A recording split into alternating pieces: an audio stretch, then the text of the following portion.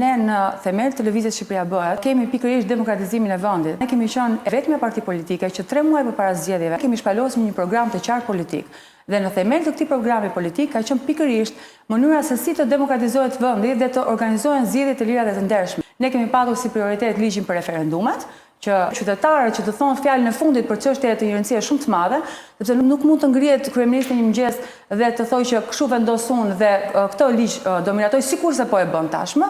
Këtu duhet të ndalemi. E para ka qenë ligji për referendumet dhe ajo që është më e rëndësishme është depolitizimi i administratës zgjedhore. Të gjitha këto krime para zgjedhore që janë bërë, që nga shitblerja e votës, që nga mënyra se si është përdorur administrata për të blerë votën dhe për të diktuar vullnetin e tyre politik për të votuar, kjo është shumë e rëndë. Shumë e rëndë dhe është antikushtetuese. Qytetarët duhet të arrijnë një sistem të ri politik dhe kjo ka qenë një nga kërkesat që ne i kemi dhënë dhe frontit opozitar. Miratimi i një kodi zgjedhor që të bëjë të mundur që të gjitha partitë, si të reja dhe të vjetra, të hyjnë në politikë dhe të garojnë me mjete të barabarta.